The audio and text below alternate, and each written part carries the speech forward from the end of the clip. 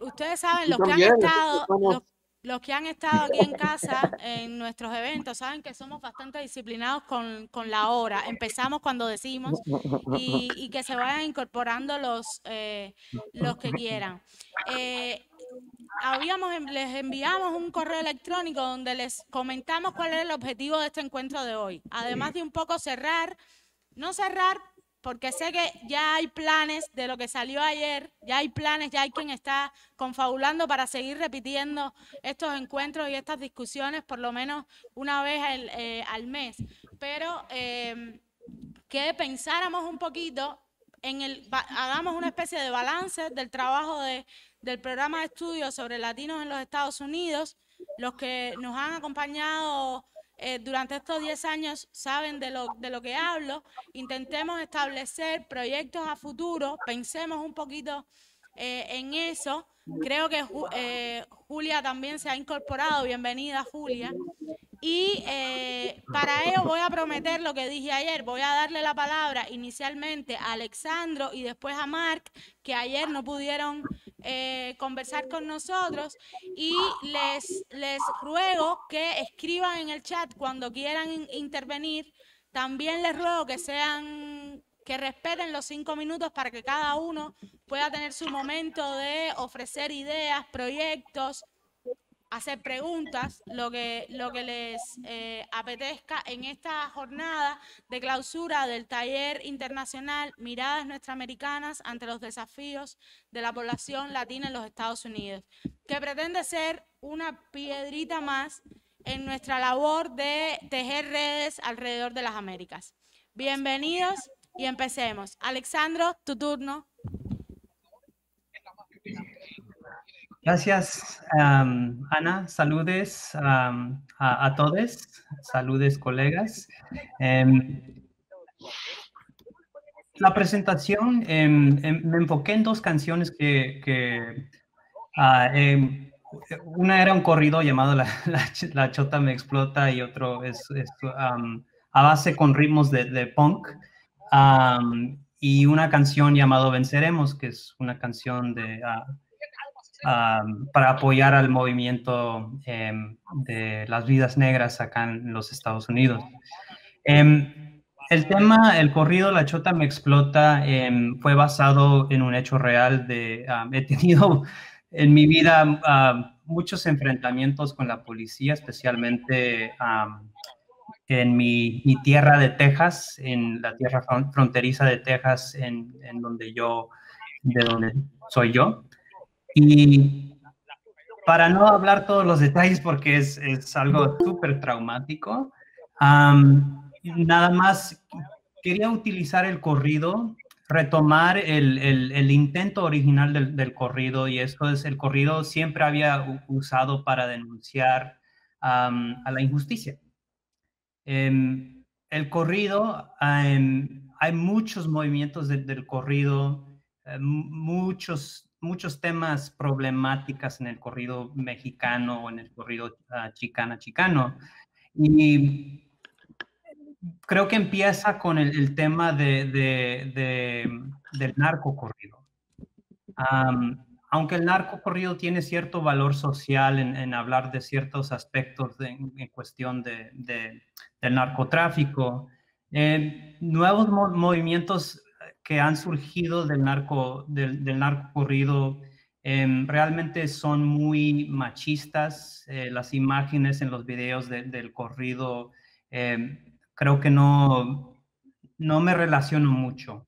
Aunque muy interesante la música que sale de los nuevos movimientos del corrido, creo que al nivel comercial perdió ese intento original de denunciar a ciertos aspectos de la injusticia. Y quise, bueno, hablar de algo muy personal, de que cuando me arrestó y me golpeó un policía en San Antonio.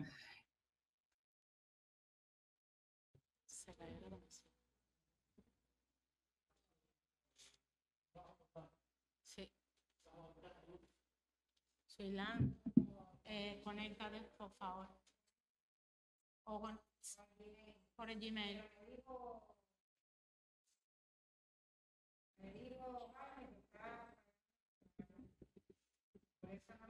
Pero tú tienes un Gmail, dáselo aquí a Teuma para que entre.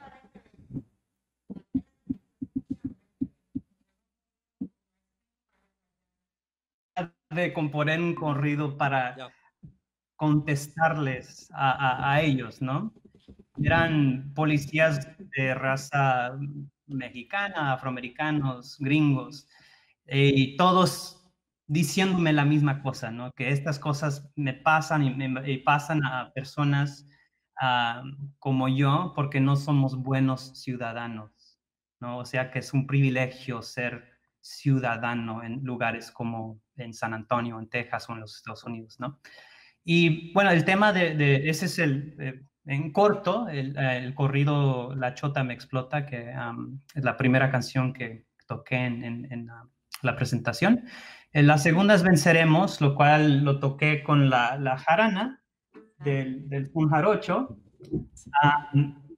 Los acordes de la música tradicional, los 3 acordes de base, son los mismos 3 acordes que se utilizan en el punk. Entonces hay un vínculo súper conectado entre el punk y la música tradicional de cuerdas. Entonces, utilizar ritmos como el son jarocho o también son los mismos acordes que también se tocan en los corridos. Si lo deduces a un nivel básico, más o menos, pero no se necesita mucho para componer buenas canciones. Y entonces, en grupos como Aparato, mi grupo, mezclamos, vemos esos vínculos entre la música tradicional y el punk, entre otros estilos, ¿no? Y creo que a través del tiempo, la música tradicional, el punk y música como hip hop, siempre han tenido, especialmente aquí en los Estados Unidos, en Latinoamérica, en el Caribe también, y en otras partes del mundo, el punk, la música tradicional y el hip hop, siempre hay una constancia de temas sociales. Son músicas muy conscientes, son músicas donde hay espacio para el feminismo y muchos temas progresistas, ¿no? Entonces, ese vínculo entre el punk y la música tradicional en este sentido me funcionó muy bien para componer una canción como Venceremos y para apoyar a todos que han salido a manifestarse a pesar de esta pandemia en este país para apoyar y para abolir a la policía y para acabar con la brutalidad policial. Alexandro, no sé si, muchas gracias. No sé si escuchabas cuando iniciamos formalmente la presentación del encuentro, que les pedíamos que intentaran, lo pedimos desde ayer, pensar un poquito en ideas, proyectos a futuros que ustedes nos pueden presentar a nosotros desde la Casa de las Américas, porque y cerré ayer el encuentro diciéndoles que la fundadora de la casa siempre decía que los verdaderos trabajadores de la casa eran ustedes, no nosotros. Por lo tanto, les estamos de alguna manera invitando a eso en este encuentro, a que presenten proyectos. Tú estabas hablando y yo no podía dejar de pensar en un libro de José Manuel Valenzuela, que fue premio de musicología de la Casa de las Américas, y de pronto dije, bueno, tal vez a Alexandro se le ocurre preparar, coordinar un dossier para Boletín Música, que es la revista de música de la Casa de las Américas, que tenga como motivo o estímulo fundamental la relación entre el activismo social y la música, ¿no? Y puede ser perfectamente un dossier que no se escinda, que no se limite únicamente a las comunidades latinas en los Estados Unidos, aunque ¿por qué no? Sino que vayan un poquito más allá y busquen una cuestión que siempre hemos trabajado desde el programa, que es la relación entre los latinos, los latinex de los Estados Unidos y las comunidades artísticas, literarias e intelectuales de la América Latina y del Caribe. Entonces, tal vez te estamos casi poniendo un pie forzado, ¿no? Pero a lo mejor no tú, pero sabes de otro colega que le puede hacer esta idea interesante, ¿no? Quizás también con una perspectiva, Alejandro, de cómo se comporta el consumo de esta música y vinculado con ello el tema de la difusión, ¿verdad? Es decir, si quieres a la inversa, que cómo se comporta la difusión y el consumo, qué públicos, y sobre todo qué problemas tenemos delante a la hora de plantearnos que es una música auténtica y sin embargo no creo que tenga un gran espectro de difusión. Por tanto, ahí hay un escenario bien amplio para trabajar, pienso. Sí, buenos puntos. Me encantaría, de hecho, sí. Y estoy pensando, de hecho, ya en otros músicos, etnomusicólogos, además, que pudieran participar. Exacto. Sí. Bueno, gracias. No, gracias a ti, Alexandra. Le voy a dar la palabra a Mark Zimmerman, porque además fue prometido ayer que iniciábamos con Alexandro y con él, que ayer no pudieron conversar con nosotros. Mark, buenas tardes formalmente. Bienvenido. Formalmente, bien. Solamente, bueno, ya veo cómo puedo hacer comentarios también. Hice mi primer comentario. Me gusta hacer los comentarios. Sonia Rivera pidió que yo explique un poquito mi trayectoria. Yo me formé en Nueva York, cerca de Nueva York, en New Jersey. Y de ahí, fui a California sin haber conocido casi ni un puertorriqueño, ni un cubano, no saber casi nada, excepto que había mucha música en la radio, escuché de gente bailando, inclusive mis padres bailaron cha-cha-cha, mambo y cosas así, pero yo fui a California completamente ignorante, comí mi primer taco y desde ahí empecé a explorar no solamente hasta San Francisco, sino hasta Baja California, y después Mexicali, después DF, y después toda la República Mexicana, viajando cada año y conociendo también la comunidad en San Diego. Participé en manifestaciones para los farm workers, AFW, y también compartí mucho con los jóvenes poetas y el teatro campesino y cosas así en California.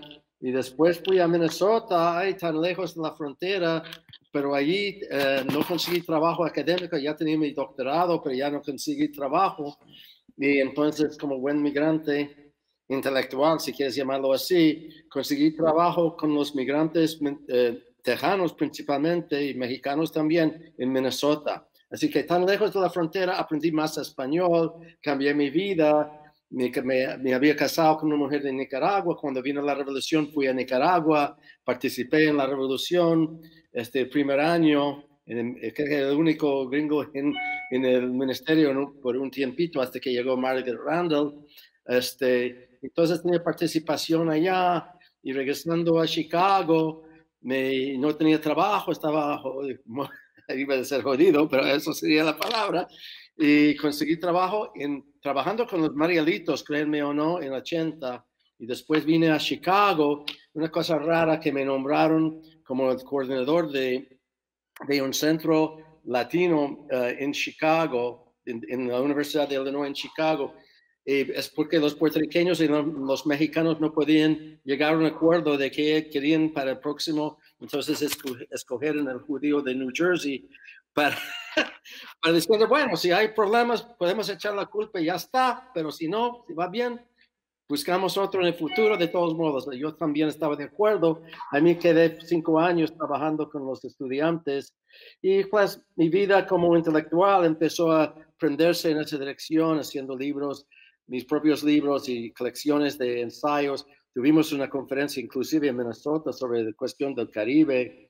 Vino Lisa Davis, mi amigo Roberto Márquez y otras personas que han tenido mucha carrera con casa, etcétera. Pero en relación con hoy en día, me casé en Chicago con una mujer puertorriqueña, así que he vivido mucho en la comunidad mexicana, pero también en la puertorriqueña en Chicago y la latina en general, con varias experiencias. Y espero que hablo mejor que hablé hace 40 años cuando conocí a Sonia en Nueva York. un día en la casa de Lisa Davis. De todos modos, quería comentar una cosa que me pasó en Minnesota. Ayer mencionaron el primer premio para un libro latino que era de Rolando Hinojosa, ¿no? Y este libro, yo estaba en un programa de educación de migrantes que querían quedarse en la ciudad. Y entonces, pero con fondos del Departamento de Trabajo de los Estados Unidos, trabajamos con muchos jóvenes y de sus padres también estaban en clases. Entonces dije, bueno, aquí está este libro que ganó el premio Casa. Y lo leí y dije, eso es excelente. Es un libro sobre la vida de la gente que tenemos aquí en la clase. Entonces, ordené varias copias del libro, se prendió por todo el sistema educativo que teníamos con los migrantes. Y un día estoy sentado arreglándome para la conferencia sobre el Caribe, cuando recibo una llamada de la jefa mía diciéndome, tú ordenaste este libro. He recibido 25 llamadas diciendo que es una barbaridad, que no se debe enseñar, que es una cosa terrible. Y dije, pero está hablando de la misma gente que están allí. Bueno, ellos no piensan así, ellos sienten que es un insulto a ellos. Oh, my God. Entonces, Rolando Hinojosa estaba enseñando en la Universidad de Minnesota y yo lo llamé. Rolando, no sé si me conoces, pero estoy quiero decirte que quieren censurar tu libro, que no quieren que usamos tu libro en el programa.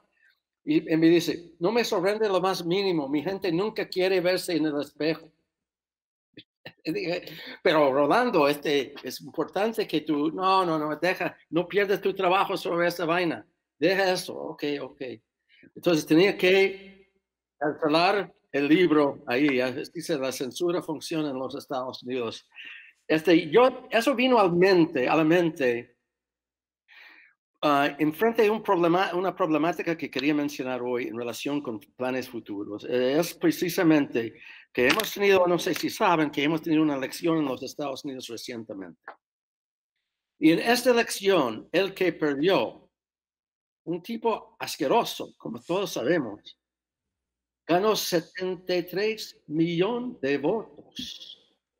Y entre esos votos, ganó votos de los cubanos de Miami, de aparentemente los mexicanos de Homestead, no estoy seguro de eso, pero es posible, y ganó muchos votos en el Valle de Texas, y ganó otros votos latinos a través del país. También ganó votos afroamericanos. ¿No crees que no? Subió su cantidad de votos afroamericanos desde la previa elección. Y eso implica que es muy fácil decir que vamos a hacer cosas muy progresistas, pero tenemos que entender qué está pasando con la gente. Yo en mis estudios marxistas estudié la diferencia lukácsiana entre conciencia real y conciencia potencial. Y todos sabemos que la mayoría de los latinos son trabajadores y la mayoría de esos trabajadores, hombre y mujer, son gente capaz de una gran conciencia, pero no es que necesariamente viene automáticamente. Por eso es importante el trabajo cultural que unos de ustedes y yo intento hacer también mi pedacito, pero tenemos que repensar esa cuestión. ¿Qué está pasando? Hay tendencias, por supuesto, en la cultura latinoamericana en general, por el catolicismo, por barroquismos y cuestiones de una historia de esclavo, de dominación, cuestiones raciales también en relación con poblaciones indígenas, afrodescendientes, etcétera, etcétera, que son realmente cosas serias que implican que un mexicano muy discriminado puede también discriminar.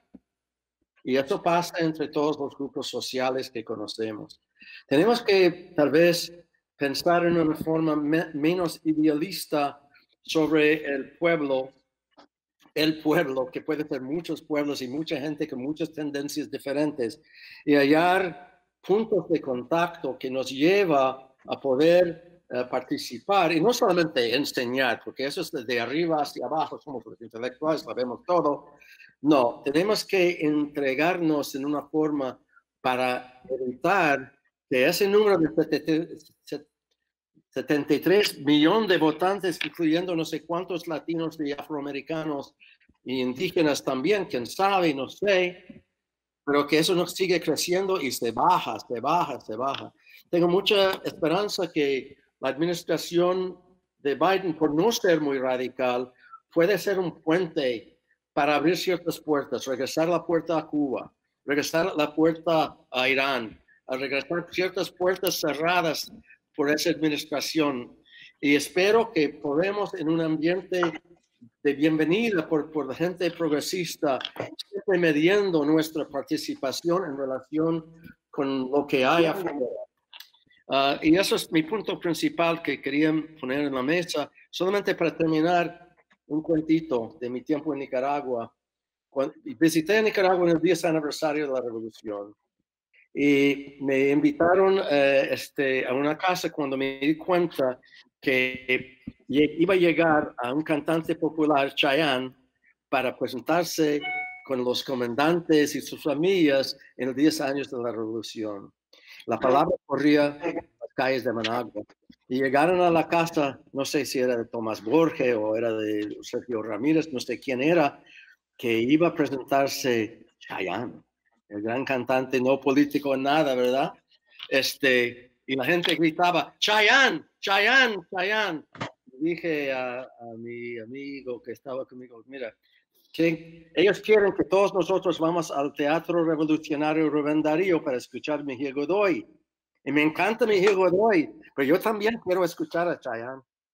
Así que eso, no sé qué pueden hacer con eso, pero es un pensamiento que tenía en la relación entre nosotros, los supuestos intelectuales, y la cuestión de la gente y sus capacidades de aprender, y también la cuestión de gozo en todo eso, no solamente una cuestión de, claro, los asuntos son bien serios, bien amargos, etcétera, pero también tenemos que aprender de hallar el gozo y entender el gozo del pueblo y hallar maneras de vincularnos. Tal vez a través de punk y jarocho mezclado podríamos lograr mucho. Gracias.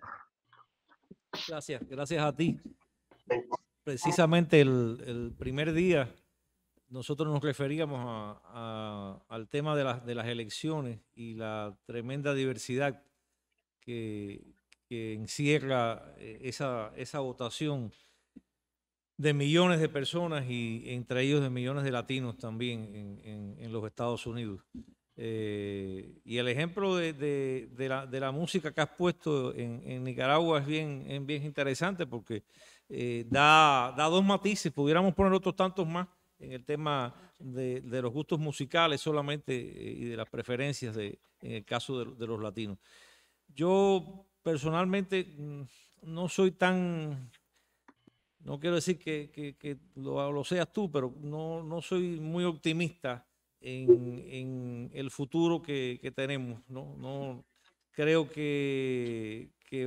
bueno, pareciera que sí, que vamos a tener un presidente demócrata en los Estados Unidos, del Partido Demócrata en los Estados Unidos, que además de eso pues va a hacer una diferencia con relación a Trump, pero no soy muy optimista en qué le podrá deparar la nueva administración a los cientos de miles, a los millones de latinos en Estados Unidos. En particular, estoy pensando en los 11 o 12 millones de indocumentados.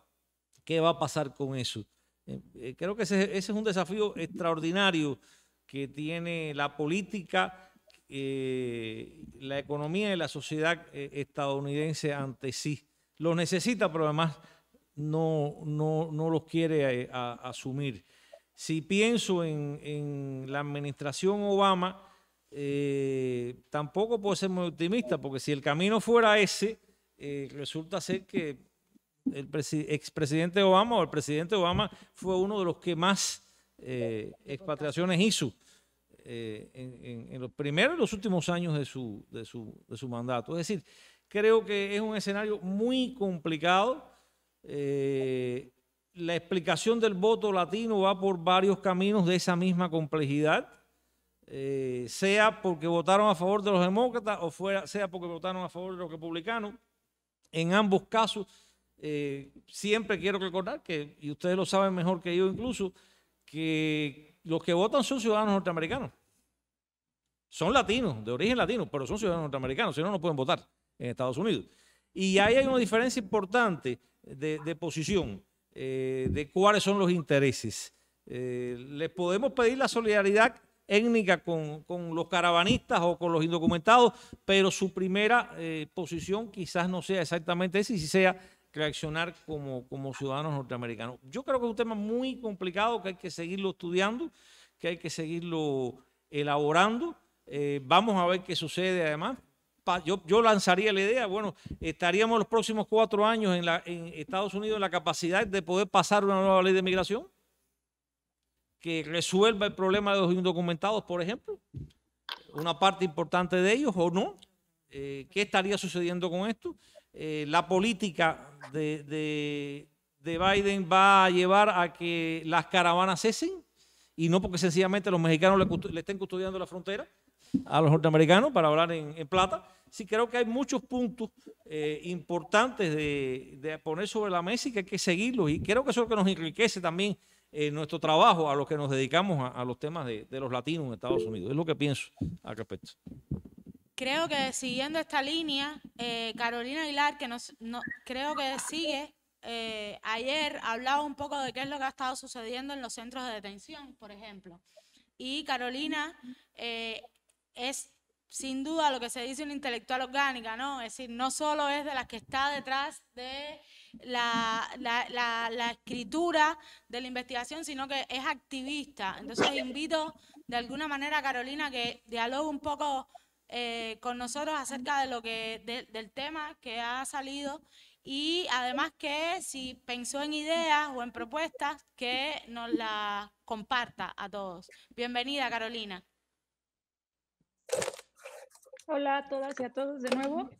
Pues sí, parecía que ayer cuando empezamos a dialogar, como bien alguien nos lo hizo notar, era como muy pesimista todo, ¿no? Era como, sí, tenemos la pandemia, tenemos el final de Trump, pero tenemos el inicio de Biden y que no se ve muy prometedor. Entonces sí, parece que de repente cuando estamos hablando de las y los latinos en Estados Unidos, parece que todo es como gris.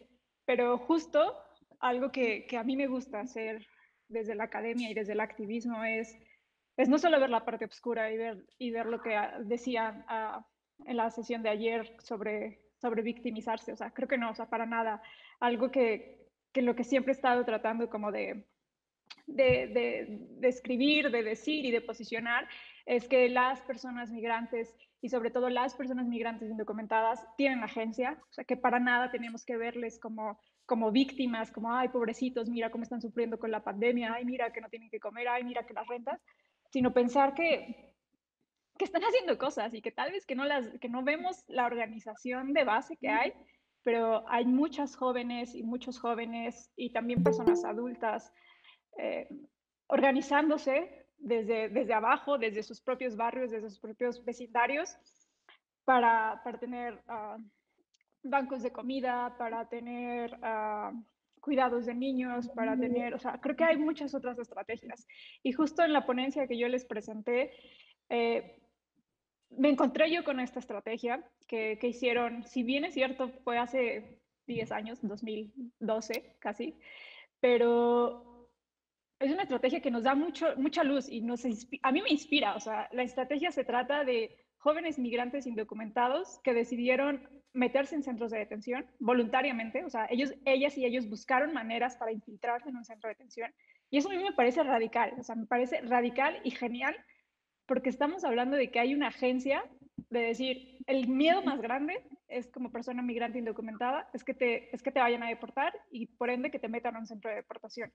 Pero si ellas y ellos empiezan a tener el control de cómo decidir entrar y aparte desafiar y derrotar el sistema y decir, podemos entrar en nuestros términos y aparte podemos salir en nuestros términos y ayudar a gente que está ahí adentro, eso me parece innovador. O sea, me parece que hay expresiones de lucha que a veces no ponemos mucha atención, pero que están pasando y que tendríamos que tratar como de impulsarlas más y de visibilizar más y visibilizar todo lo que está pasando ahora en los centros de detención con la pandemia, yo insisto que eso es algo como, o sea, yo soy abolicionista de las cárceles y creo que fue de mis primeros activismos, o sea, cuando yo tenía como 17 años, de mis primeros activismos fue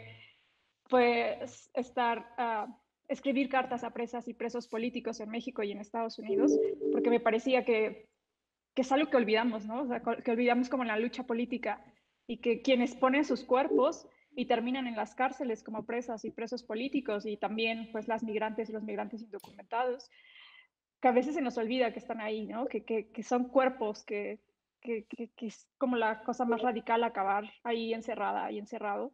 Y entonces que hay que poner la atención en qué está pasando en las cárceles, qué está pasando en las cárceles para migrantes y no sé, tratar de organizar desde ahí, ¿no? O sea, para mí ahora es como importante pensar en la pandemia, pero también pensar en cómo podemos seguir hablando en comunidad junto con las y los compañeros afroamericanos, de decir, pues vamos ¿cómo? Defund the police, a quitarle el dinero a las policías, a desaparecer las policías, pero eso también tiene que ver con los centros de detención, ¿no? Y que hay una lucha que tiene que estar ligada.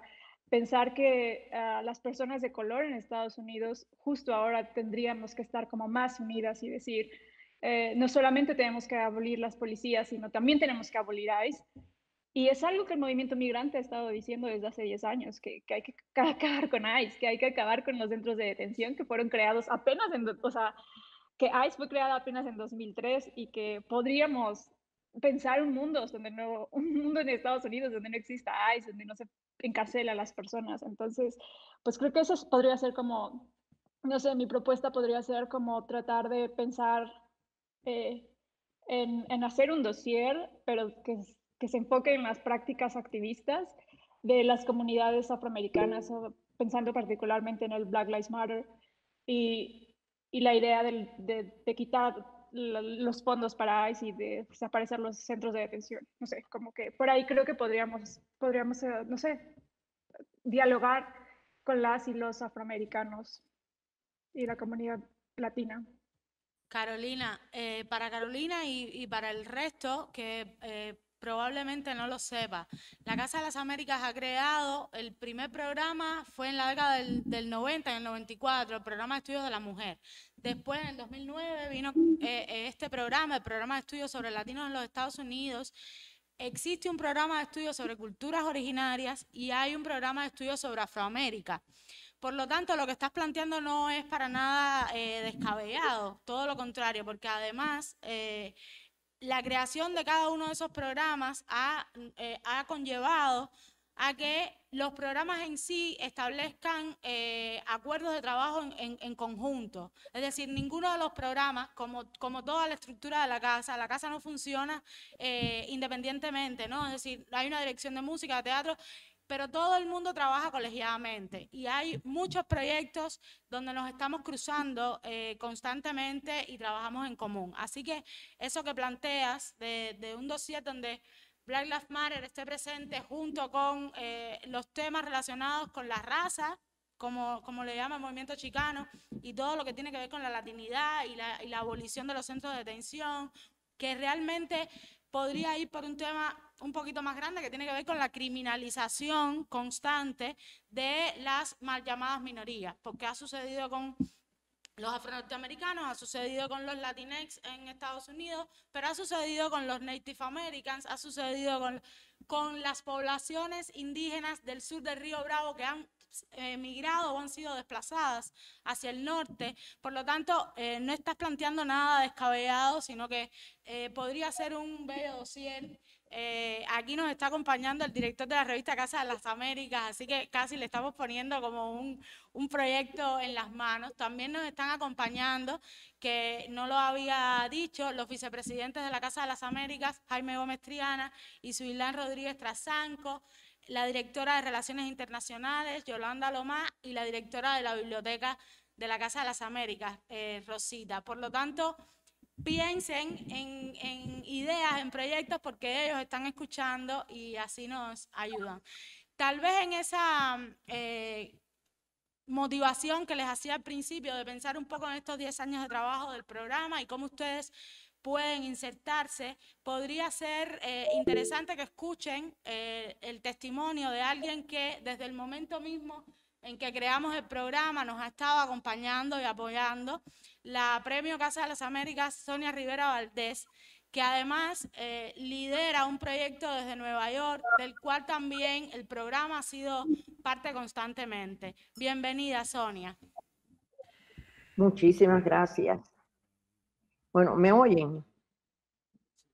Sí, Sí. oímos, Sonia. Sí, sí. Bueno, muy interesante. Es verdad que casi desde el principio he estado con el programa de Casa de las Américas, con el programa de Latino, el Latino de Casa de las Américas. Yo creo que desde que estoy integrada hace tantos años, creo que esta es la primera vez que no he estado con una ponencia por el coronavirus y por otras razones, como dicen, razones ajenas a mi voluntad realmente, pero que han sido fuertes.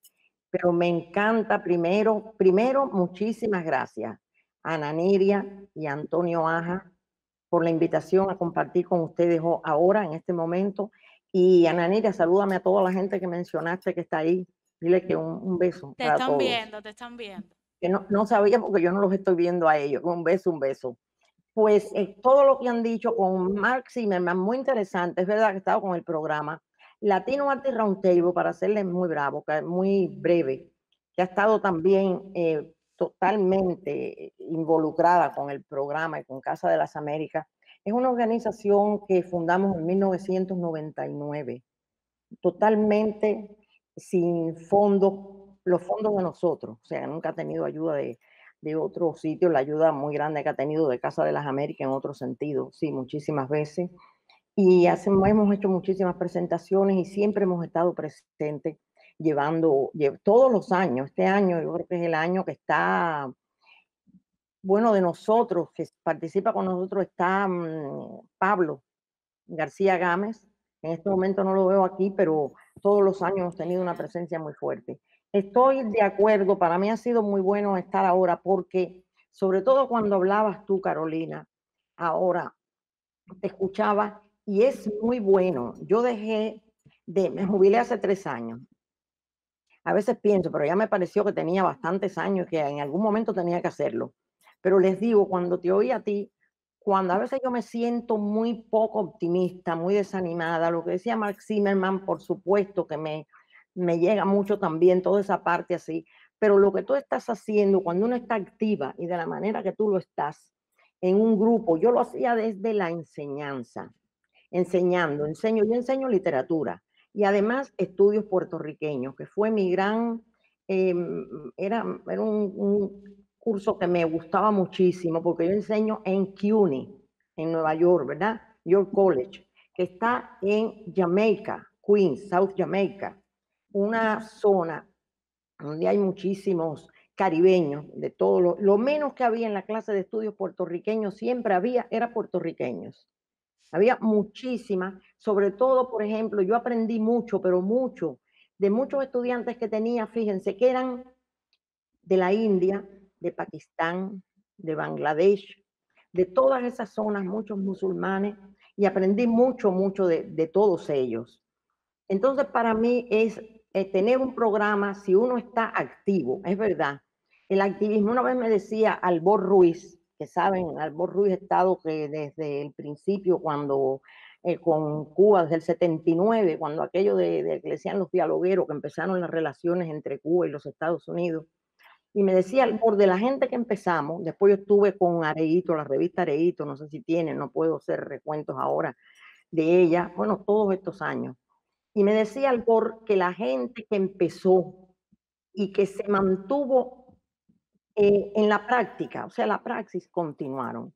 El que no trabaja, lo que dijiste de ser intelectual, pero tiene que ser una intelectual que también trabaje, que sea activista de cierta manera. Enseñar, yo creo en la educación de una manera tremenda, pero tiene que ser, miren, cierta educación la que se está dando en el salón, porque también puede haber educación de maestros que lo que están enseñando no funciona mucho. Si tú estás enseñando historia de Latinoamérica, tienes que enseñar una historia de Latinoamérica y de América y del mundo entero. Me gustaba el curso, por ejemplo, lo que tú hacías con lo que haces con los muchachos, con las personas que tú estás ahora. Y cuando yo estaba enseñando, sobre todo estudios puertorriqueños, era que no era solamente estudios puertorriqueños, porque estudios puertorriqueños, sí, Puerto Rico, pero de ahí iba al Caribe, América y al mundo, porque también muy importante incluir esos estudiantes que eran un estudiante de Bangladesh. Entonces, conocer un poco, yo aprendí, cuando me jubilé les dije, yo aprendí que siempre cuando uno enseña, si uno enseña de verdad, uno aprende mucho más de lo que enseña. Uno aprende de los estudiantes muchísimo. Entonces aprendía de ellos mucho. Aprendí mucho sobre todo, hablando ahora que no lo había pensado hasta este momento, de un tema que es un tema para mí, no diría obsesivo, pero casi. Es la cuestión de la identidad nacional, que también Ananí ya lo ha trabajado profundamente. Y yo he presentado trabajo en Casa de las Américas, en el programa de Latinos, presenté un trabajo que se llama El corazón no emigra. Y después se publicó también ese trabajo. Y a mí me interesaría en algún momento trabajar más con las universidades, con las escuelas, con quien es lo de la identidad nacional. Porque la identidad nacional no tomada al nivel solamente al nivel del cuestionario.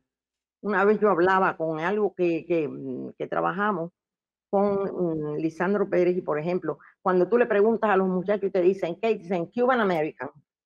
Yo tengo historias, que ustedes lo saben, además tengo una cantidad de material ahí recopilado por trabajar que, bueno, no sé si me va a dar la vida para trabajar en materiales tan, tan extenso que tengo y tan interesante. Los muchachos, por ejemplo, que empiezan, no era un cuestionario, cuando empiezan tú le dices, a ver, ¿cómo tú te sientes respecto a tu identidad nacional? Muchas veces me decían, te cuenta que yo estoy en Nueva York, por suerte, a mí, digo por suerte, en un college de CUNY y de los colleges donde había antiguamente, sobre todo, mucho inmigrante, mucho donde ahora se ha vuelto todo mucho más problemático para entrar, pero en un momento había muchas personas mayores que entraban a estudiar, ahora está todo más restringido desde que hace unos años, como sabemos. Pero cuando les preguntas te decían, yo me acuerdo, una vez una muchacha me dijo, bueno, yo soy hija de dominicano, pero yo me siento americana y vaya con unas reminiscencias de los dominicanos. Pero, por ejemplo, mi papá es muy italiano. Yo le dije, ¿por qué tu papá es italiano, muy italiano? Bueno, porque se crió en Italia. No, no, porque a él le gusta mucho la pasta y el vino. Le dije, pues yo también soy italiana. Entonces, si lo vas a medir así. Esa muchacha empezó así. Cuando terminó el semestre, un semestre, ya era dominicana, totalmente. Me dijo que le había hablado con su padre, le había dicho, mira hija, por favor, quítate esa careta de gringa que tú tienes, que tú eres una campesina dominicana. Porque además nunca se había puesto a averiguar en la familia, a preguntar, o sea, iniciar, eso se puede hacer. Y sería, aunque no es un trabajo enorme, sería, yo creo que sería muy bueno. Ananiria tiene mucho que decirnos sobre esto, porque lo ha trabajado mucho para su tesis, incluso. Y yo tengo muchísimo, y muchos tenemos mucho, pero eso del corazón no emigra. La gente lo que es a un nivel superficial.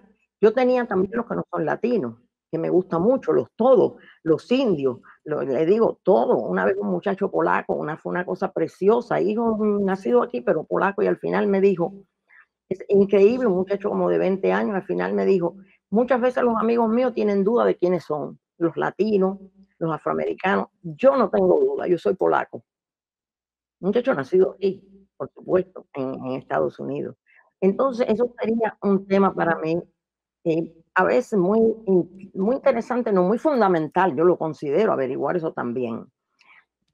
Yo a veces me siento que pienso, hablando de todo esto, me siento que como Mafalda es lo que más me consuela. Kino, saben que murió hace poquito, el autor de Mafalda, pero me siento Mafalda y un animado de ella, de muchos años, hace como 5 o 6 años, que es lo único que yo mando, porque es lo único que le encuentro sentido a de verdad mandarlo. Y al final, cuando trata de todas las maneras de felicitar y que el mundo tenga las utopías, y sé que utopías y las utopías, que el mundo tenga, que los esfuerzos se recompensen, pero si los esfuerzos nunca se recompensan, y al final, dice Mafalda, bueno, trabajar, que todos tengamos la fuerza para trabajar por crear un mundo mejor. Esa es la única felicidad más cercana que podemos tener. Entonces, muchas felicidades al programa, en lo que yo pueda, como siempre, estoy con ustedes. Muchas gracias, Sonia, muchas gracias. En esa búsqueda de la felicidad, que finalmente tiene que ver con trabajar, creo que alguien que también ha estado bastante cercano al programa, José Prado, estoy segura que va a lanzar propuestas interesantes. Bienvenido, Prado. ¿Estás? Sí. Prado. Salió. Ah, no, estás. ¿Está? Bueno, ya. Disculpe. Bueno, estuve escuchando las últimas palabras en lo particular de la señora Sonia, la señora profesora Sonia Rivera Valdés, y me puse a pensar que nuestro reto tiene mucho que ver con bueno, iluminar nuestras propias historias, darlas a conocer, y bueno, muchas veces uno mismo desconoce sus propias historias, y dentro de estas historias hay la posibilidad, ¿verdad?, de, bueno, reconectarnos y reafirmar una conexión que tenemos como americanos, tanto con Latinoamérica en lo general, como la tendríamos también de alguna manera u otra, la Cuba revolucionaria. Yo en mi caso, Ana, sabes muy bien, mi conexión inicial con Casa de las Américas fue hace como 6 o 7 años, cuando me hicieron el gran favor, que fue un gusto tremendo para mí, de ayudarme pues a llevar un grupo de estudiantes, primero en el 2013 y luego en el 2015, a Casa de las Américas desde mi universidad, para examinar y estudiar e interrogar la cuestión de la americanidad, y la americanidad dentro de un contexto latino, dentro de un contexto, bueno, que desde un punto martiano, ¿verdad?, examinó y sigue examinando aquella cuestión. Entonces, existe esta posibilidad, ¿verdad?, dentro de algún formato, dentro de algún proyecto o programa que una a los jóvenes, bueno, nuestros acá en Estados Unidos, por ejemplo, con jóvenes y personas cubanas o personas latinoamericanas más en lo general. Yo en mi caso tuve una idea hace un tiempo. Bueno, estuviste tú, Ana, María Elena, la señora María Elena también estuvo con nosotros acá en Los Ángeles, y no sé si acuerden, pero las llevé pues a que conocieran los murales en el este de Los Ángeles, en Boyle Heights en lo particular, y entre los murales que les enseñé, que les mostré, hay uno muy importante para mí, que es el mural del Che Guevara, ¿verdad? Entonces, bueno, yo en mi caso tengo una idea, ¿verdad? Y la idea es de que, bueno, nosotros que estamos fuera de Cuba, pero que nos sentimos de alguna manera conectados con Cuba, ya sea con Cuba y su historia en lo general, o Casa de las Américas en lo particular, que bueno, desde nuestros puntos, desde nuestras latitudes, identifiquemos alguna conexión que tendríamos con Cuba. En mi caso está aquel mural y otros como el mismo, ¿verdad? Y compartirlos, de manera que se va extendiendo tanto la presencia latina fuera de Cuba, con aquella dentro de Cuba, como la pudiera existir con los cubanos de la isla y los latinos fuera de la isla. Yo en mi caso me gustaría, ¿verdad?, hacer lo que yo pudiera para promover esta conexión histórica por medio de una historiografía personal de familia, de comunidad y de pueblo. Bueno, esos son mis pensamientos, ¿verdad? Gracias por esta oportunidad. Muchas gracias, Prado, por la idea. Creo que de alguna manera eso podría perfectamente concretarse en una especie de iconografía, ¿no? ¿Cuáles son esas imágenes que han acompañado a la comunidad latina, a las comunidades, déjenme hablar en plural, rectificarme a mí misma, a las comunidades latinas en los Estados Unidos, en referencia a Cuba, pero tal vez no solo a Cuba, sino en referencia a cada uno de sus países de origen, que puede darnos también una visión de lo que muchas veces en el programa hemos discutido, que pretendemos ser no solo un programa que atienda a los latinos en los Estados Unidos como si estuviesen divorciados de la América Latina. Eso no es posible. Es decir, hay que pensar cada vez más en la latinidad desde un punto de vista transnacional. Y en ese sentido, tal vez esa iconografía o la idea que plantea Prado puede ser bien interesante. Y estoy segura que en ese sentido también Pepe Santana, que es multiinstrumentista y ha estado presentando en este taller una videoponencia sobre los ecos de los Andes en los Estados Unidos, tal vez pueda aportar algunas ideas. Bienvenido, Pepe. Gracias, buenas tardes. Nuevamente es un gusto verlos. Quiero empezar con un pequeño detalle. Y les explicaré por qué.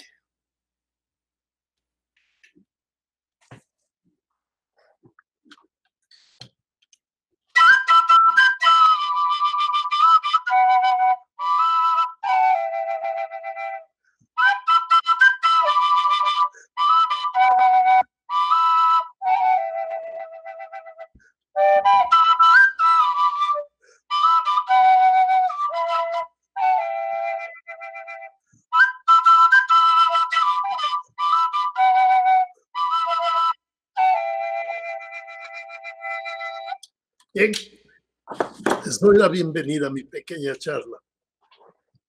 Soy un mestizo, la mezcla de lo que es europeo y lo que es indígena. En mi país, como en muchos países andinos, existen tres etnias muy bien marcadas: la indígena, la mestiza y la blanca. No quiero excluir a los morenos, que es otro tipo de persona en cierta forma. Pero yo me concentro en mi ancestro. Durante los años que he vivido en este país, que son más de 50, el pasatiempo mío ha sido la música. Esto es lo que me ha mantenido mi sanidad mental. Con ella he logrado conocer el maravilloso mundo de la expresión cultural. Tan importante es esta expresión cultural para llevar el mensaje de identidad. Ser ecuatoriano, como yo soy, y darme a conocer como tal, es para mí muy importante. En un país extranjero como este, no podría hacerlo con tecnocumbias, con reggaetón, con hip hop, con rock and roll, en fin, con ritmos que no son parte de mi cultura, de mi patria, de mi terruño, porque confundiría a personas de otras latitudes. Tengo que hacerlo con ritmos como danzantes y arabíes como el que escucharon, con tonadas, con capiscas, con aires típicos, etc. Porque eso es lo que proyecta el ancestro que tengo yo. Porque es la esencia misma de mi alma. Si solamente esta idea pudiera alimentar a la cantidad de talentosos músicos que yo conozco y que han puesto a un lado el significado cultural de nuestra tradición, me sentiría más tranquilo y no tendría que emitir esta opinión. Realmente necesitamos concientizarnos en este sentido para exponer la verdad de nuestra historia cultural. Durante casi medio siglo de actividad artística en los Estados Unidos, he logrado amasar cierta reputación como folclorista de los Andes. He tenido que empujar entre mis propios paisanos la idea que es necesario dar a conocer nuestra cultura para erradicar conceptos superficiales que generalmente minan la integridad como humanos y como latinoamericanos. A mi criterio, dispersar nuestras manifestaciones culturales es una de las mejores opciones para merecer el respeto que reclamamos. El respeto de personas que resisten mirarnos como una vibrante tradición. En mi caso, empecé por organizar mis presentaciones con elementos pedagógicos que permiten registrar el contenido cultural de mi material. Mis actuaciones no tenían que ser para amenizar la charla o los tragos de mis oyentes. Mis actuaciones tenían que proyectar más allá del entretenimiento. Lejos de preocuparme quién va a comprar mis grabaciones, lejos de todo eso. Tenía que mi agresividad ser demostrada en atacar a los centros culturales, donde posiblemente puedan escucharme. Este sentido de comunicación que demuestra la vitalidad de nuestra tradición cultural es algo que me movía, es algo que me impulsaba. Dentro del sistema de educación de Estados Unidos existe una deficiencia en el conocimiento de quiénes somos. Estoy hablando específicamente de los andinos. Yo sé que esa misma deficiencia existe para otros países centroamericanos. Me preocupa mucho el hecho de que acá ya no se hable o se ignore totalmente el término estadounidense. Es americano. Y eso no debe ser, es mi concepto. Nosotros somos tan americanos como es el norteamericano, que nos dividen en sudamericanos, centroamericanos, norteamericanos es otra historia, pero somos americanos. Y si alguien de alguna manera influencia el criterio de un dictador en Asia, en África, donde sea, en nombre del americano, me ofende. Me ofende porque soy americano. Y a propósito, llegué a ser ciudadano estadounidense porque quería conseguir una ayuda económica para educar a mis hijos. Y no me la daban si no era ciudadano de este país. No me la daban. Llegué a ser ciudadano, sí, pero en mi alma y en mi corazón soy americano. Y si yo tengo que votar por Biden, lo hago porque sé que un presidente como Trump para mí es totalmente fuera de mi criterio. No podría.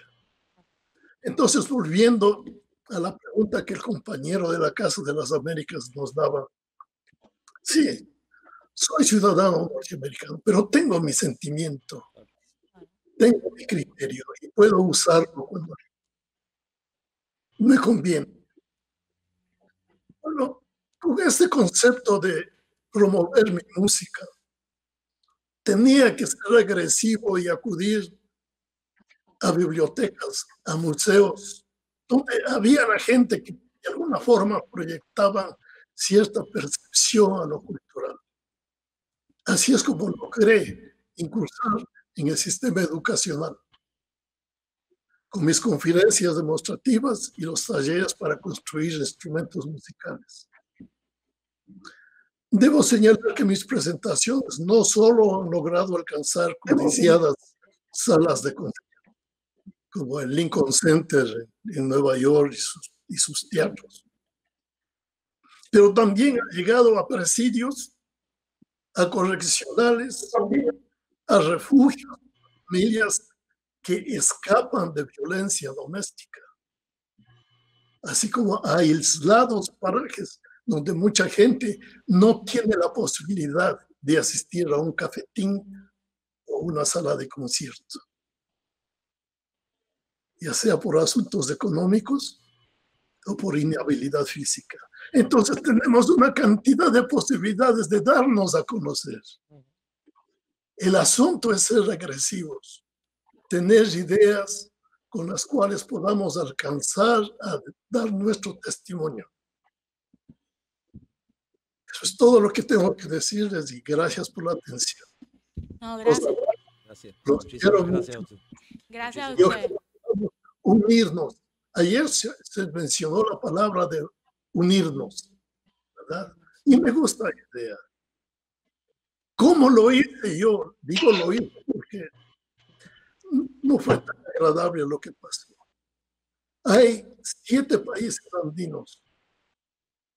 Entonces se creó un festival andino, con música, con danza, con cuentos, con literatura, con animales, con comida, con todo.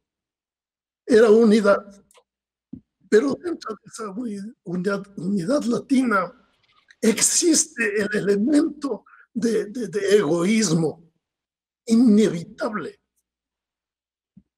El egoísmo del artista que no, ¿qué dinero estás haciendo tú de esto? Entonces empieza a mermar el sentido de unidad. Desde esa experiencia que yo tuve, decidí hacerlo por mi cuenta, pero no parar. Eso no me iba a parar.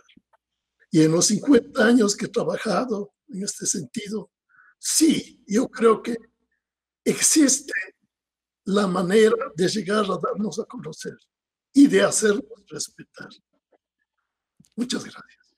Gracias a usted, Pepe. Muchas gracias. Creo que se nos unió hace un rato Beto Arcos, quien es un periodista, gestor importante, que puede conversar un poco con nosotros acerca de posibilidades, proyectos a futuro en el mundo de la música. Ha tenido una labor de acompañamiento de un proyecto desde Cuba a MPM, que la revista, que tal vez pueda de alguna manera dialogar con nosotros para proyectos a futuro. Bienvenido, Beto. ¿Estás? Bueno, parece que no está. Sí. Beto Arcos, tienes el micrófono apagado, Beto. No. Bueno, estoy viendo desde acá no está Beto.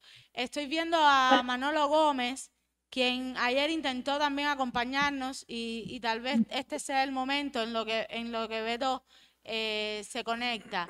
Les pido de favor nuevamente a aquellos que tienen el micrófono prendido que lo apaguen si no están hablando porque genera interferencia y estamos grabando. Manolo, bienvenido.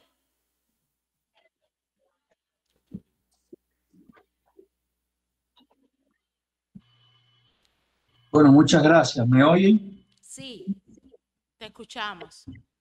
No me veo, no sé si me... Pero te vemos y te escuchamos. Magnífico. Bueno, me ha dado mucho gusto ver a Sonia, amiga mía, es decir, a otra... Ah, bueno, yo no me veo, pues mejor, porque estoy viejo y feo. a Sonia, amiga mía, y a otra persona de origen cubano. La única idea que yo creo que puedo aportar, parte de comentarios en las distintas intervenciones, sería que quizás la casa pudiera explorar algún tipo de encuentro, de actividad de esta. Ahora estamos en COVID, pero aún haciéndolo así, para mirar precisamente eso de la nacionalidad, la sensación de nacionalidad entre los cubanos y sobre todo su relación a otros latinoamericanos en los Estados Unidos, personas de origen mexicano en los Estados Unidos. Todo el mundo sabe que la migración cubana tiende a ser de derecha, pero el factor que más atrae a los cubanos en los Estados Unidos es precisamente esa sensación de ser cubanos. Quizás ese tipo de discusión pudiera atraer a gente que tuvieran una cierta apertura a toda la desinformación que reciben en la prensa y a través de muchos de los líderes políticos. No sé si eso sería útil para casa, y no soy ni intelectual en el sentido completo de la palabra. Al contrario, soy profesional en salud pública, pero me dedico a parte de mí cambiar las relaciones que existen entre Cuba y los Estados Unidos y sobre todo acabar con el bloqueo. No sé si hay alguna pregunta de parte de ustedes, Ana y Antonio. Les agradezco mucho la invitación. Muchas gracias, Manolo, muchas gracias. Tomaremos en cuenta esto. Hay pendiente la conferencia de Nación y Emigración, y por supuesto que nosotros vamos a tener aquí. He tenido muchas dificultades con el Google Meet, así que... Sí, te escuchamos de hecho un poco... Me disculpo por eso. Te escuchamos bien. La imagen es la que estaba un poco frisada, pero tranquilo, te escuchamos bien. Comentaba que de hecho está pendiente la... Claro, esa se ha tenido que... que se ha tenido que aplazar por la COVID, pero estoy segura que ocurrirá. Y ahora... Perdón. ¿Sí?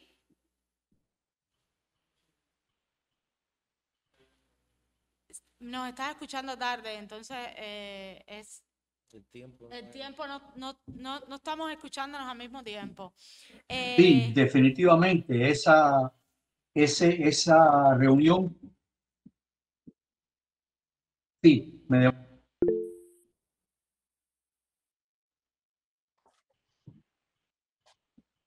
Bueno, Julia Albarracín nos está diciendo por el chat que se tiene que retirar, pero que agradece Estoy mucho. al tanto de la Nación y Reunión. Va a ser así. Escríbele, Julián, por favor. Vamos a... Muchas gracias. Manolo, muchas gracias, muchas gracias. Está como rara la conversación porque se frisa. Bueno, yo creo que puede ser un momento importante para que Arcea Zapata, que también nos estaba acompañando, dialogue un poco con nosotros. Bienvenida, Arcea.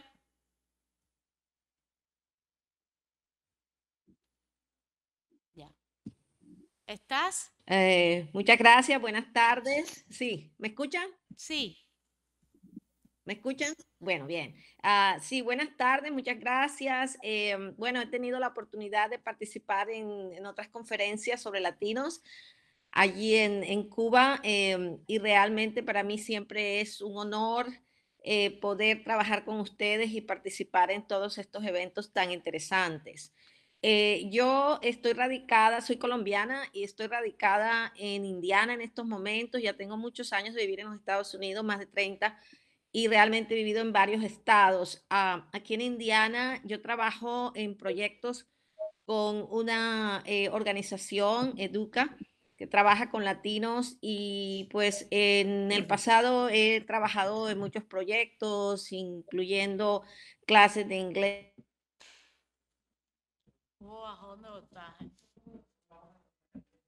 ¿Alguien está conectado? Pero me parece que no se ha ido. Sí, se ha perdido la conexión.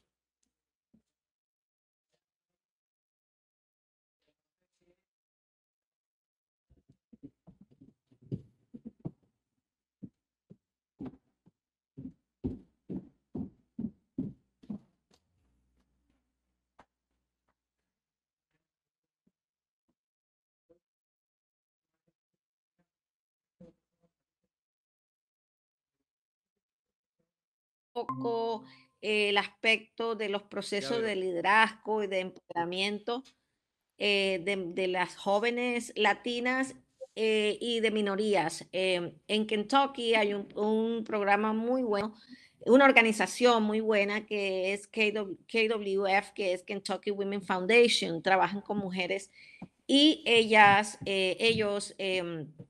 se concentran mucho en proyectos que tengan que ver con transformación social, con cambios en la mentalidad y más que todos trabajan con las artes. Entonces, para mí fue muy porque yo trabajo mucho en escritura creativa y pues siempre trabajo como gestora cultural y trabajo con muchos artistas a quienes invito a venir a estos lares y trabajar en proyectos. Entonces, a raíz de esto, pues nació la idea de crear el programa Voces en Acción.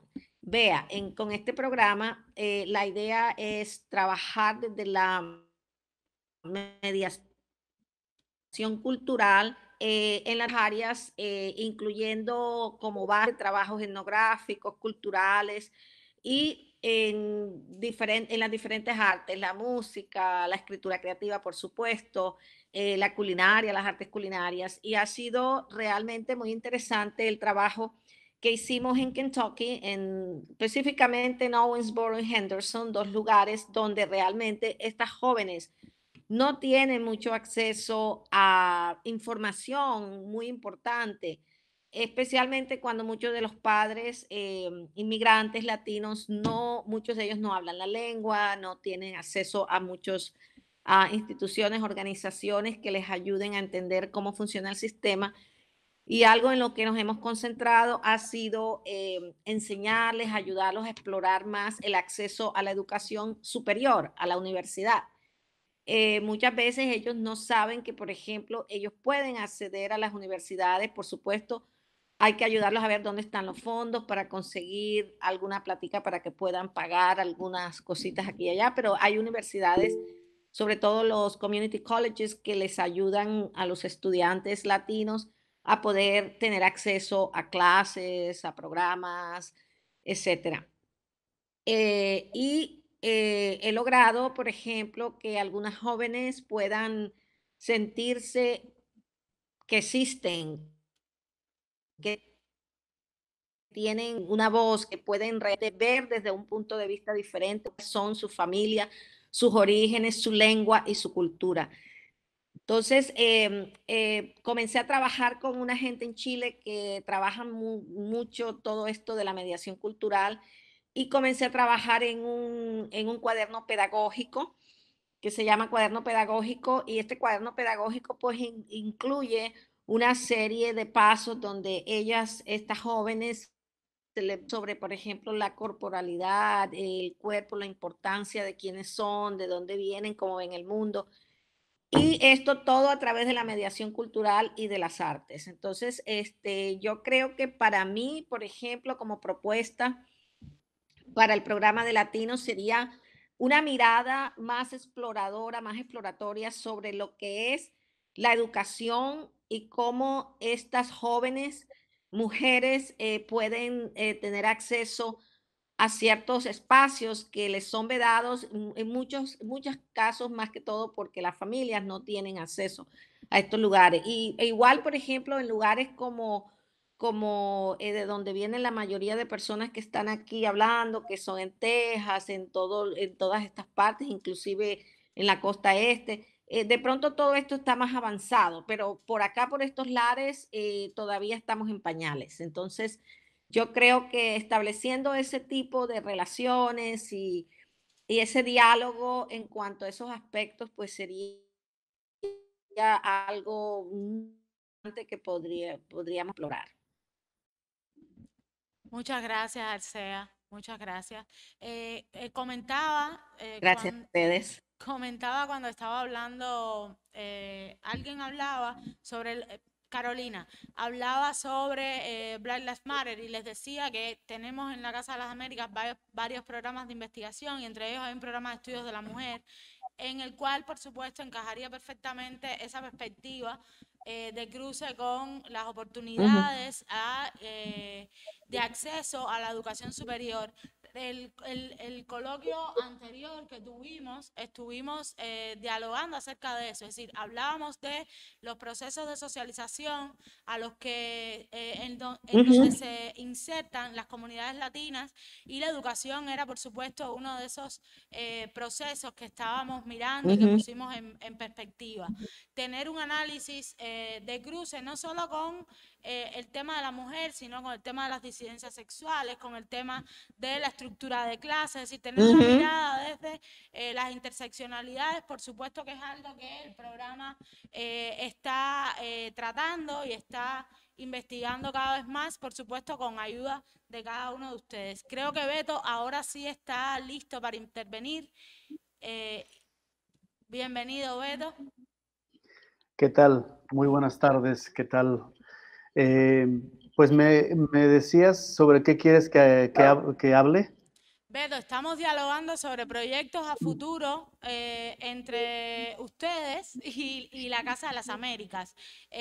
Por lo tanto, nada, era un poco que tal vez preséntate porque muchos de los que nos están acompañando no te conocen. Preséntate, dialoga un poquito acerca de tu trabajo y tal vez lanza algunas ideas que tengas sobre colaboraciones a futuro. Bueno, pues ya después de haber escuchado la participación de varios de ustedes, se me vienen a la cabeza muchas cosas. En principio, pues soy periodista. Llevo más o menos unos 30 años trabajando en el periodismo cultural, principalmente, y ya más enfocado en los últimos 10, 15 años en la música. En los últimos 10 años más o menos he estado colaborando con tres medios nacionales y uno internacional, la BBC de Londres, NPR de Estados Unidos, NPR, y un programa de aquí también era producido por la BBC que se llama The World, El Mundo, y desde luego una radio en Los Ángeles, donde radico aquí con mi familia. Pues mi trabajo en los últimos años ha estado enfocado en hacer crónicas, en, digamos, el periodismo musical, es decir, contar historias detrás de la música. He estado en Cuba, ya lo habías mencionado, creo, no sé si lo mencionaste sí. Hace un momento, pero, y de hecho, recientemente colaboré con AMPM en una entrevista que le hice a la gran figura de la música, Ibrahim Ferrer, que bueno, tengo cantidad de entrevistas con muchos músicos cubanos, y estoy por publicar ahora un libro, precisamente en cuestión de semanas, sobre estas historias, que se llama simplemente Historias de la Música en el Barrio Cósmico. Y tengo un apartado o un capítulo dedicado a la música cubana. La música cubana hecha en Cuba y la música cubana hecha fuera de Cuba. Específicamente, la comunidad musical cubana de Los Ángeles. Son más o menos 12 historias sobre músicos cubanos. La mayoría están enfocados en Cuba. La última crónica o reportaje que hice precisamente fue nada menos que con Silvio Rodríguez. Hice una entrevista con él en el encierro. Bueno, él obviamente allá en La Habana y yo acá. Pero también he hecho perfiles y crónicas sobre Omar Aportuondo, Harold López Nussa, Leo Brouwer, etcétera, etcétera. Grandes y pequeñas figuras, por decirlo de una manera. pero tengo un interés muy particular y yo creo que esta podría ser una propuesta en que esas historias de estos músicos cubanos que están aquí en Los Ángeles, que se den a conocer allá en Cuba, porque como para, digamos, agregar un poco al tema de los latinos, porque los músicos cubanos han enriquecido enormemente nuestra cultura musical, no solamente en Los Ángeles, sino en el mundo, por la potencia, por la fuerza, por la historia, por el peso que siempre ha tenido la música cubana. Y aquí en Los Ángeles, les puedo decir que en los últimos 10 años ha llegado una gran migración de músicos cubanos que han convertido que le han dado un sabor verdaderamente cubano a la salsa, que antes era muy estilo Nueva York y ahora tiene más timba, digámoslo de una manera, tiene más sabor actual cubano, gracias a la presencia de estos músicos que pues no quieren seguir tocando lo mismo, sino que siempre, como es normal, quieren tocar la música como se está haciendo en Cuba y como se ha hecho siempre a la vanguardia, siempre hacia adelante. Entonces, esto es un poco, ¿no?, lo que yo propongo. Me gustaría dar a conocer y por qué no en algún momento organizar alguna charla en la Casa de las Américas. Tuve la fortuna de ser invitado, por cierto, a la Casa de las Américas hace algunos años a través de este festival que organiza Darcy Fernández, Rafa Escalona y Joana Gras. Nos invitaron a dar una charla sobre música, precisamente a un lado donde estén ustedes, creo yo, sí, ahí en un salón. Sí, sí. Así que esto es todo. Beto lanzaba una idea que Aja y yo estábamos dialogando a través de los papeles, que sin duda de esta lluvia de ideas que hemos estado haciendo hoy, creo que pueden salir muchas conferencias, muchas charlas, muchos pequeños videos que podemos estar desarrollando cada uno de ustedes, que pueden estar desarrollando cada uno de ustedes para enriquecer la labor y el acervo de la Casa de las Américas. Creo que la última persona, antes de que Antonio Aja dé las palabras de clausura de este evento, que le quisiera dar la palabra es a Julio Guerrero, que ayer nos estaba hablando acerca de su trabajo en la formación de una radio chicana y tal vez tenga algunas ideas que aportar a este encuentro. Julio, ¿te encuentras? ¿Estás? No lo veo. ¿Sí? ¿Está? Sí, sí, está. Julio.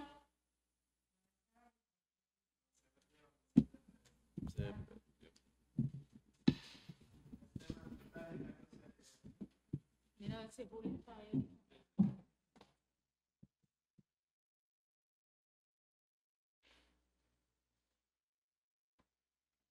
Llegó un grupo de cubanos y dicen, pues nosotros no tenemos problemas. Estamos aquí de hecho para ofrecer ayuda, asesoramiento y lo que podamos construir para que ustedes se puedan mejorar. Y eso es muy característico de los cubanos, ya simplemente hablando, ¿no? Y es muy positivo. Entonces me da gusto que hayamos retomado la plataforma desde un punto de vista de resistencia, ¿no? Porque curiosamente, si estamos participando en un coloquio, en un taller que es coordinado por Cuba, que es el ejemplo supremo de lo que es resistencia, ¿no? Y llegamos aquí a quejarnos, pues yo creo que no es el lugar apropiado. Ahora, déjenme justificar esto, ¿no? Yo creo que nosotros como activistas, como comunicadores, tenemos la posición de lo que se llama advocacy, ¿no? El impulso de tener esa abogacía por nuestros compañeras y compañeros, nuestras comunidades, ¿no? Entonces, cuando vemos problemas, tomamos esa posición de abogacía. No es que nos estemos quejando, es que estamos exhibiendo los problemas que otra gente tiene y tenemos que hacer eso, ¿no? Yo creo que lo que se presentó no fue en ninguna materia de debilidad, ¿no? Sino es nuestra reacción como advocates que somos, ¿no? En términos de abogacía. Entonces, lo que sucede dentro de la materia de abogacía es que abogacía no es hablar por alguien más, por los que no tienen voz. Abogacía puede ser eso, ¿no? Pero abogacía para mí como organizador es ayudarles a que se expresen por sí mismos, ¿no? Ayudar a esa gente para que se defiendan por sí mismos. Porque una vez que no estemos aquí, pues, ¿qué van a hacer ellos? No van a buscar por alguien más que hable, que lo represente. Entonces, yo creo que tenemos que estar conscientes de eso, de compartir nuestras preocupaciones, nuestros problemas, pero también, como decía la compañera anfitriona, compartir programas que nos puedan ayudar a salir adelante. Y uno de ellos, yo creo, en mi perspectiva, siempre ha sido crecer dentro de nuestras raíces, como tal vez el compañero Beto lo menciona, desde el barrio cósmico, ¿no? Tenemos una serie de recursos, comunidades, y para bien no somos una comunidad, somos una comunidad multifacética y por consiguiente tenemos temas multifacéticos, ¿no? Retos multifacéticos. Pero eso tiene sus ventajas, ¿no? Porque de lo contrario llega un pseudo líder y nos acarrea a todos como venaditos, ¿no? Como ovejas para aquel lado. Tenemos que tener la propiedad, la habilidad de poder cuestionar, preguntar, hacer en una forma constructiva, pero cuestionarnos a nosotros mismos, ¿no? ¿Para dónde vamos? ¿Por qué es esto? ¿Cuál es el propósito? Pero dentro de ese marco, yo creo que podemos desarrollar una serie de coaliciones, talleres, revistas, que ya existen mucha gente aquí que tiene obviamente su preparación. Y dentro de nuestra base autóctona, crecer. Porque tenemos, yo explicaba en mi ponencia, ¿no? La población latina, chicana de los Estados Unidos ha contribuido con $1 trillón de dólares a la economía de este país. Con eso compras mucha cerveza, hermano, no sé, desde un punto de vista, ¿no? Entonces, yo, como decía la compañera, yo soy parte de un movimiento que desarrolló programas de comunicaciones independientes comunitarios. Claro, nos comunicamos con otras etnias y grupos de población, pero es nuestro producto, nuestro proyecto, y nosotros somos los productores, directores, conductores de esos programas, ¿no? Entonces, como un ejemplo, yo creo que esa sería una de las formas de hacerlo, ¿no? De desarrollar nuestras propias instituciones que eventualmente sostienen esas instituciones a nuestra comunidad y la comunidad y la sociedad en la que vivimos, ¿no? Como un último ejemplo, puedo mencionar que yo estoy asociado a un grupo nacional que se llama Mexicanos 2070, con X, México. No es que lo pronunciamos nosotros mexicanos, pero you may want to Google that, you know, Mexicanos 2070. Y una de las cosas que estamos haciendo, ¿no? A sabiendas de que muchos de nosotros hemos tenido problemas de penetrar en la academia, ya sea como estudiantes o como facultativos, y aún así somos pocos los que estamos ahí. Hemos decidido nosotros crear una universidad virtual que se llama Chicano, Colegio Chicano del Pueblo. Y esa unidad ofrece clases de estudios a nivel universitario por maestros, activistas, y los ofrecemos a cualquier persona que se quiera registrar gratis, y son unidades a nivel académico universitario. Tenga usted o no tenga preparación, tenga usted o no tenga dinero, tenga usted o no tenga tiempo, pues es virtual, ¿no? Entonces ahorita ya tenemos más de 500 alumnos registrados desde en los últimos 3 meses, ¿no? Yo voy a enseñar en enero un curso que enseñaba en la Universidad de Michigan que se llama Community Organizing in Diverse Community. Organizing in Diverse Communities. Diferentes modelos de organización, que es una materia evolutiva, ¿no? Tenemos que crear nuevos modelos de organización constantemente porque la demografía cambia, valores cambian y todo lo demás. Entonces yo uso como ejemplo eso. Estamos hartos de que los publicistas no nos quieran publicar. Estamos hartos que la academia no nos quiere aceptar. ¿Sabes qué? Nosotros tenemos nuestra propia universidad y la ofrecemos a los estudiantes que estén interesados a participar. Entonces, yo como ponencia,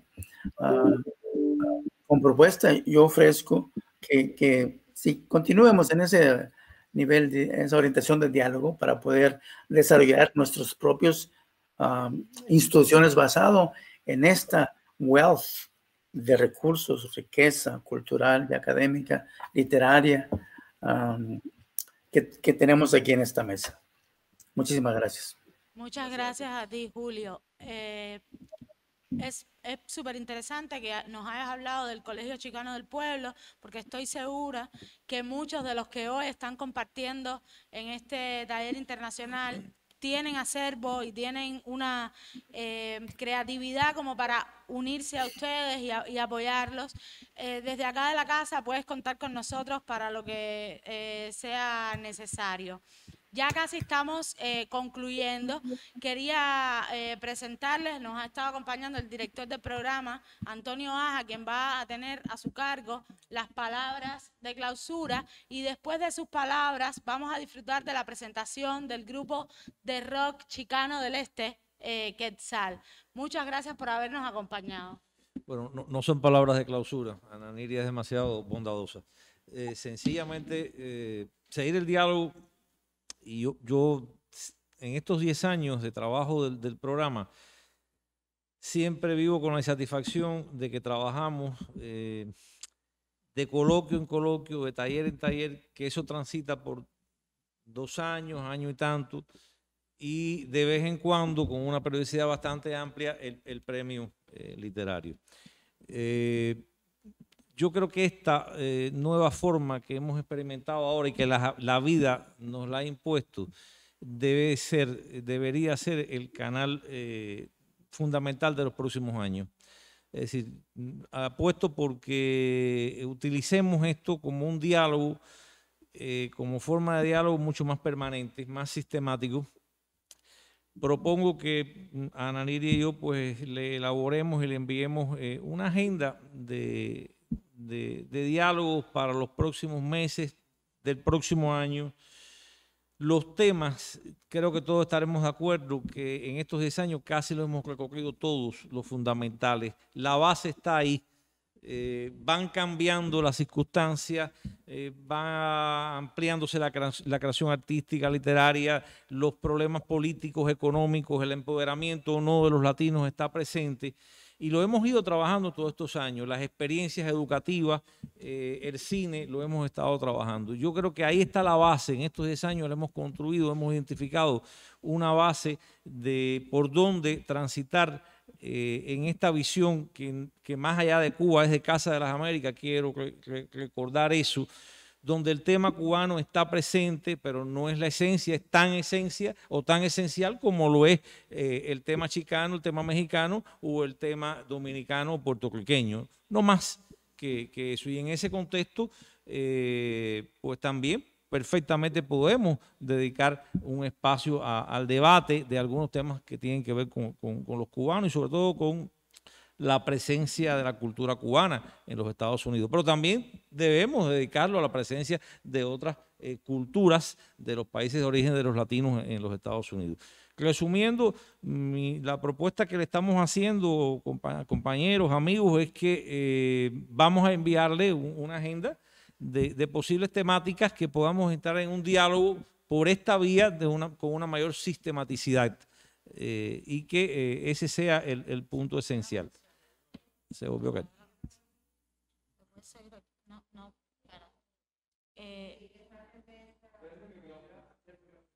Disculpe. Ya estamos de nuevo. Bueno, estos son los problemas también de la conectividad. En esencia, que vamos a enviarle una agenda de posibles temas para el diálogo y una periodicidad en que podemos estar haciéndolo por esta vía. Agradecerles a todos la asistencia a esta primera convocatoria y el compromiso de seguir trabajando desde Casa de las Américas por el análisis, el estudio de la presencia latina en los Estados Unidos, y llamo la atención siempre con la mirada desde los países de origen de los latinoamericanos en ese país. Muchas gracias.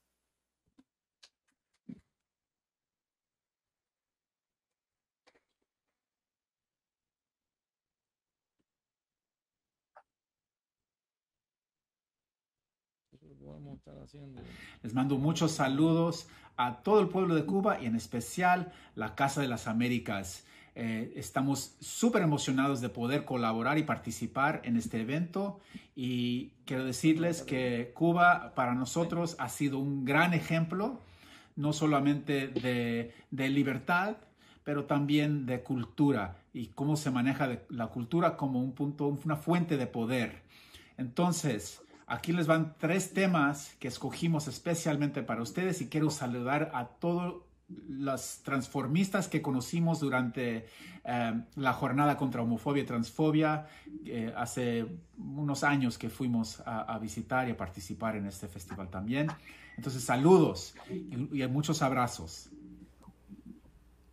Buenas noches, somos el grupo Quetzal.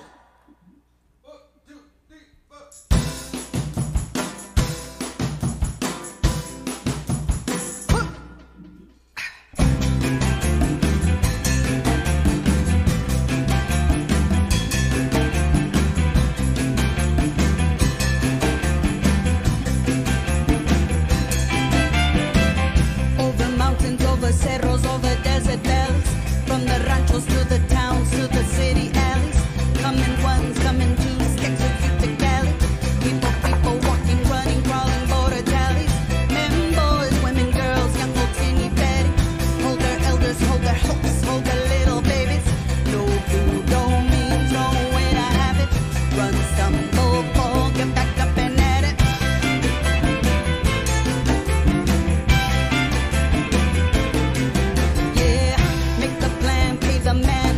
Walk it, run it, under the moon, under radar, make the dash and gun it. Touching down, get to town, washing, working, mowing, taking heat, building needs, sending lana, knowing that you leave the back greed, past and present towing. Other ties, US lies, co-intel and blowing. The more they come, they'll jump, takes up law and knowing what it's seeing, what it's moving, there is no destroying.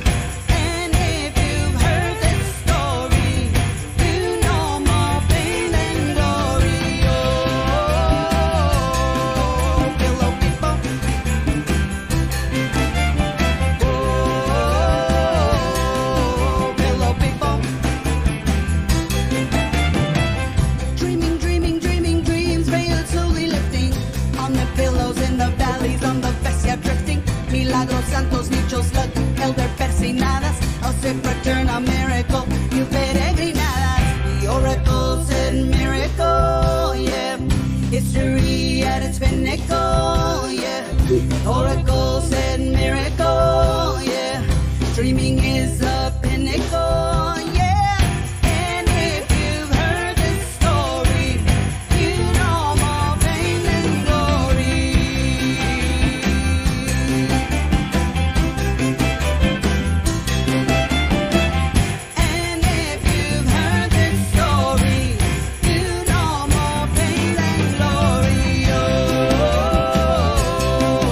Pillow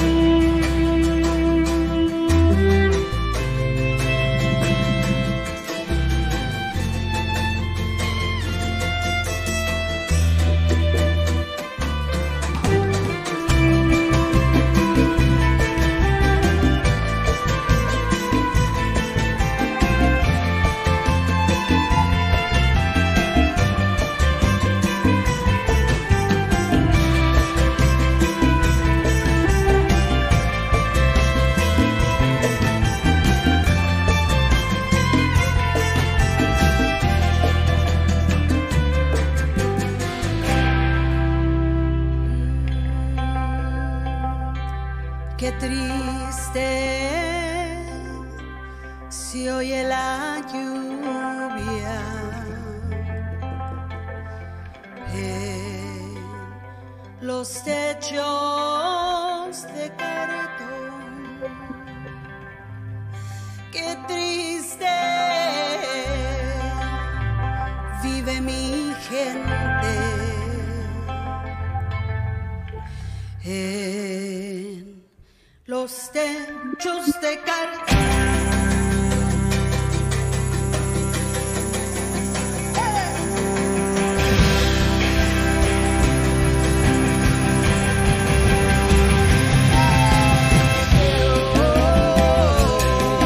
Pillow